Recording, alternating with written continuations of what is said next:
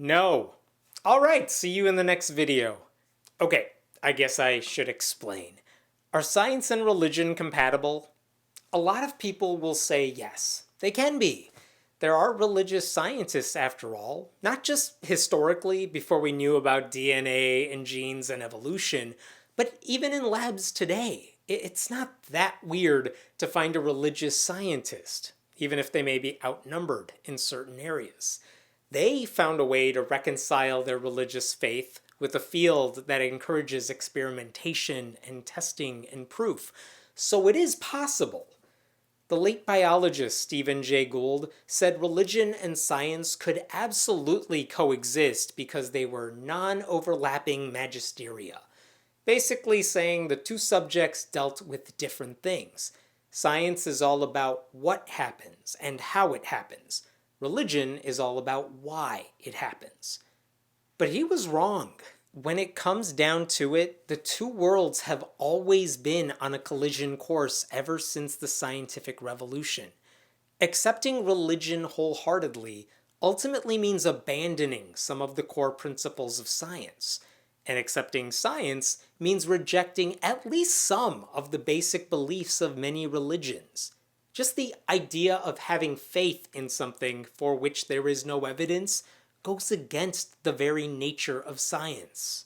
So let's talk about why these two can never really be in a happy marriage. They disagree on methods.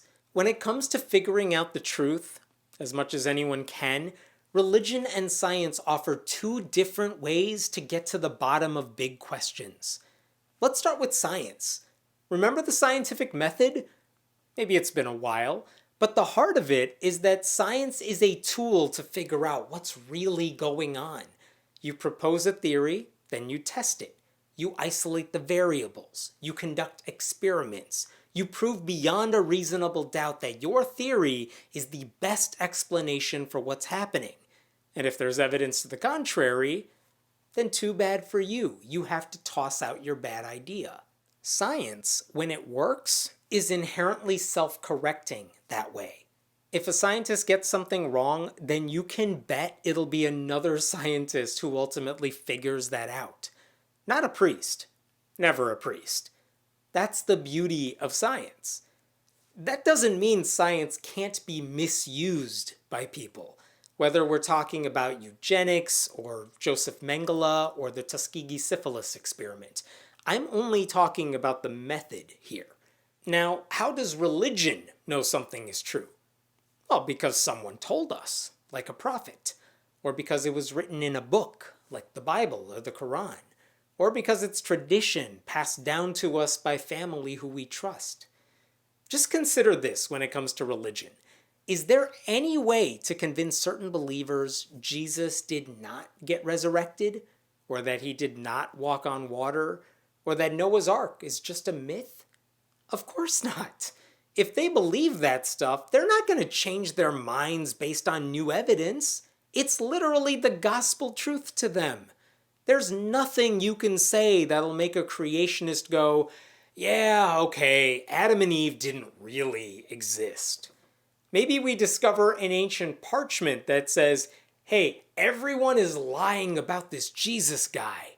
And no Christian would ever take it seriously. Religion cannot correct ideas later proven to be false.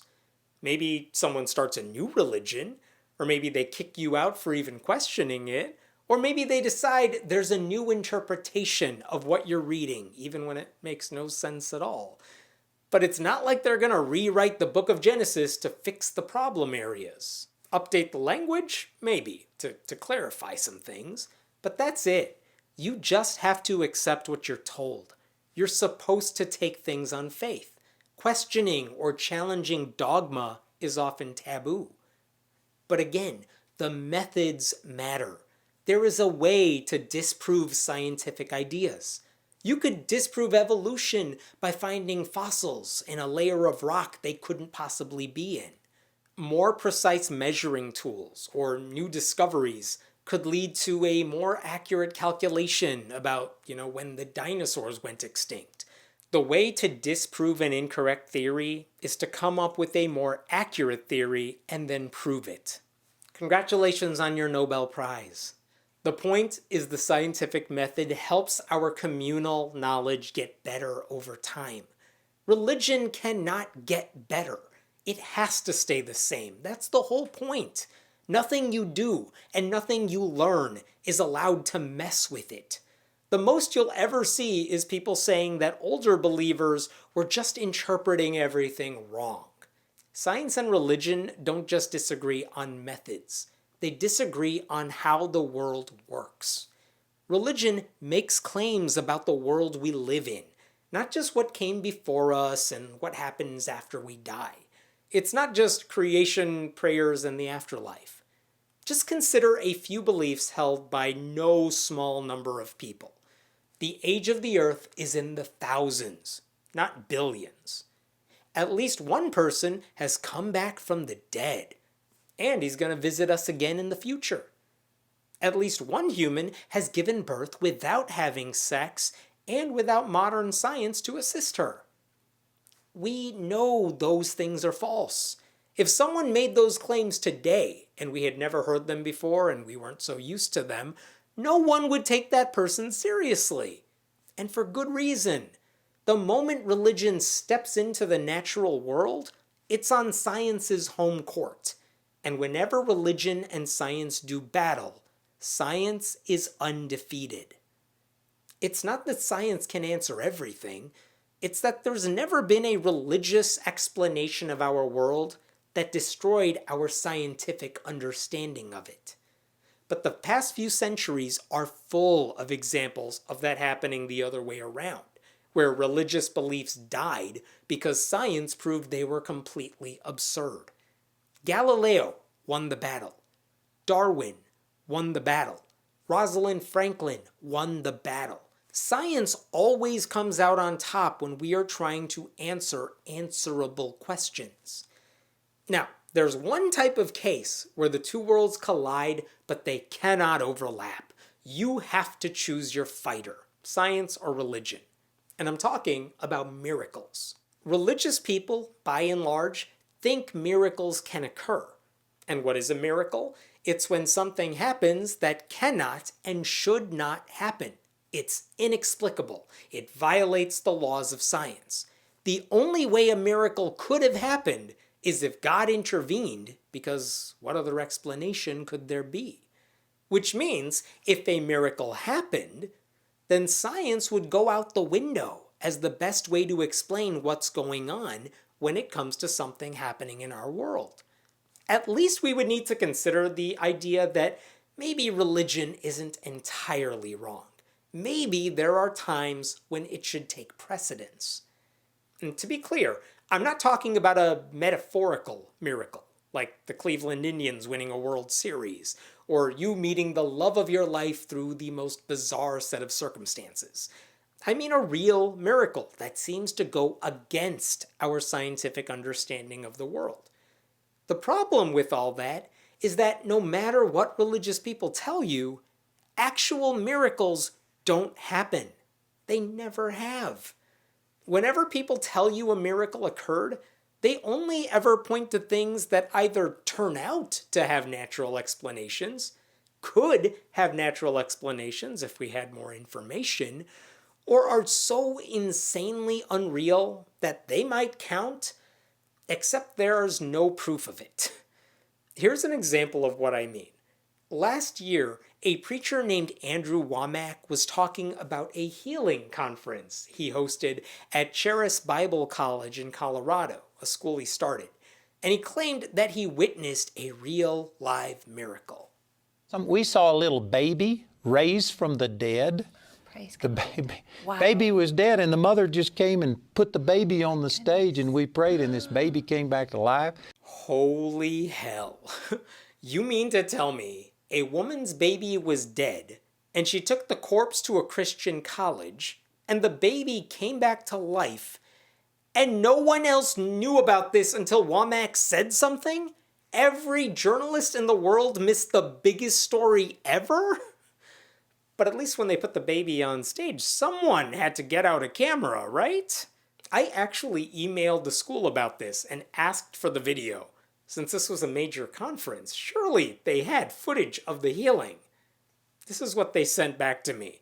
Unfortunately, the session with the baby being healed was not recorded, as the healing occurred when a private panel was taking place at the conference. So convenient. Everyone has a phone at their disposal, yet no one had it out the one time they needed them. Seriously, why even bother to have a healing conference unless everyone's cameras are out at all times?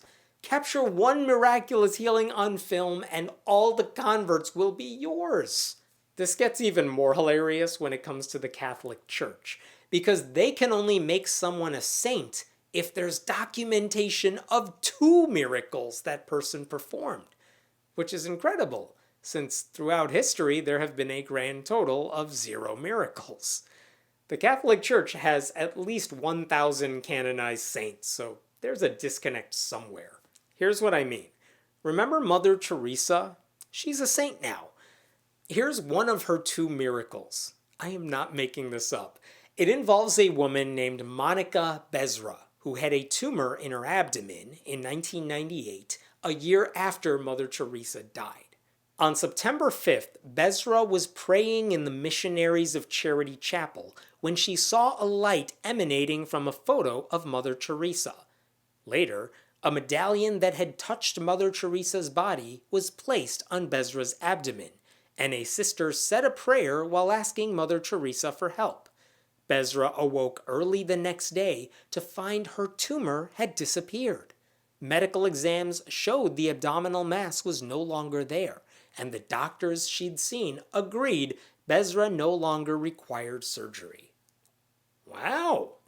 Impressive! They couldn't explain why the tumor went away. Therefore, the Catholic Church jumped to the conclusion that Mother Teresa destroyed it from the grave with, I guess, a heavenly laser or something. But here's the interesting thing about that apparent miracle. Scientists had a very different explanation of what happened, and they finally spoke with the New York Times in 2003. Dr. Ranjan Mustafi, a doctor who said he had treated Miss Bezra, said in a telephone interview on Sunday that medicines he prescribed had eliminated the tumor. He also said it was a cyst caused by tuberculosis, not a cancerous tumor.